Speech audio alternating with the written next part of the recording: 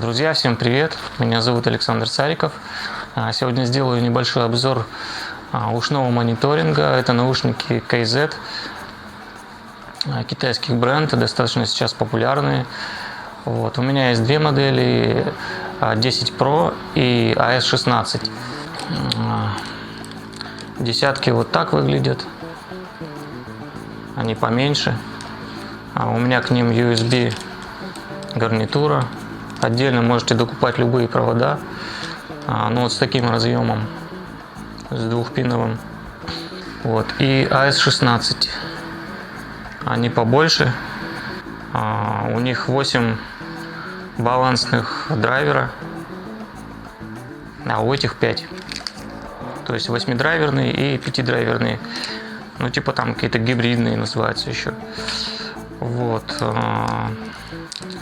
Так, по поводу всего этого дела, ушного мониторинга. Я использую вот такую проводную штуку, Behringer. Так выглядит.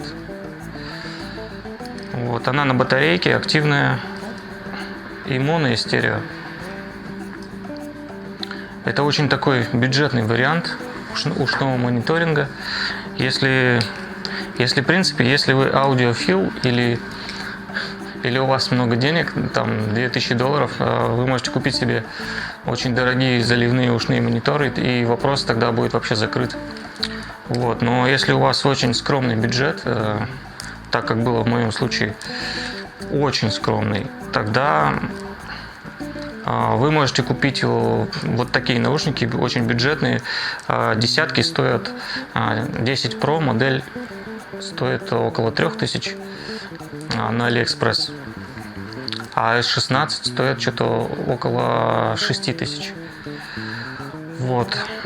Если сравнивать эти две модели, то, конечно, AS16 они лучше.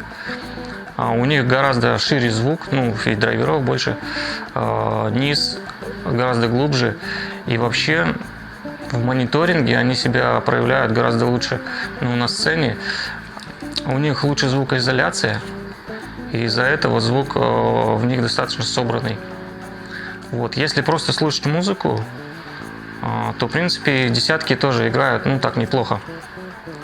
Вот. Если мониторинг и как бы сравнивать эти две модели, то лучше доплатить и купить AS16 модель. Она как бы по всем параметрам она звучит лучше. Они чуть больше и чуть дороже.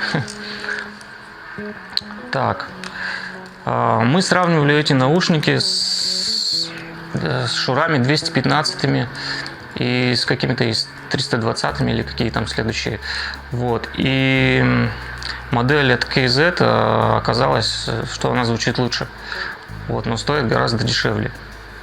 Вот. И если вы боитесь там от этих всех китайских брендов и наушников, я думаю, что не стоит. И в принципе много кто ими пользуется. Вот, ну и я в том числе пользуюсь. И можно и послушать музыку приятно, и использовать как мониторы. Вот. На полноценный обзор это не тянет, потому что я не могу сказать там вам конкретно по каким-то характеристикам, но вот в использовании, просто мое мнение, я думаю, что стоит брать именно 16-ю модель для мониторинга на сцене. Это будет очень бюджетно. Вот такой Behringer P2, он стоит, я не знаю сколько сейчас, но где-то около 2500. Вот. И в принципе вот в такие деньги вы получаете мониторинг на сцене, если у вас очень ограниченный бюджет. Еще немножко, если сравнивать AS16 модель и десятки, то у меня десятки почему-то не герметично, и одно ухо всегда выпадает. А AS16 они более герметичные, и в них более густой низ. Вот, и поэтому в бочку, в миксе и бас я слышу гораздо лучше в AS16 модели. Вот, в плане музыки, музыка в десятках звучит тоже очень хорошо. Она даже больше какая-то такая, получается, приукрашенная. Вот. А в S16 музыка более правильная такая. Вообще в ушном мониторинге играть легче, но по крайней мере мне, потому что я дома всегда занимаюсь в наушниках. Вот. И когда я играю в ушных мониторах, этот звук более близкий к тому домашнему звуку, который я имею. И поэтому мне играть проще. И вообще, когда вы в ушном мониторинге, вы лучше контролируете звук. Вы можете сделать идеальные для себя условия. Если это будет еще стерео мониторинг, то это очень, очень круто будет звучать. Вот. И, в принципе, сейчас все переходят на ушной мониторинг, избавляются от напольных мониторов, от кабинетов, потому что сейчас это очень доступно. Вот такие вот бюджетные модели, и можно в них играть и абсолютно не париться. Вот. Но опять же, повторюсь, если у вас много денег, то вы можете купить дорогие наушники заливные. Вот. И тогда вопрос с мониторами для вас будет закрыт.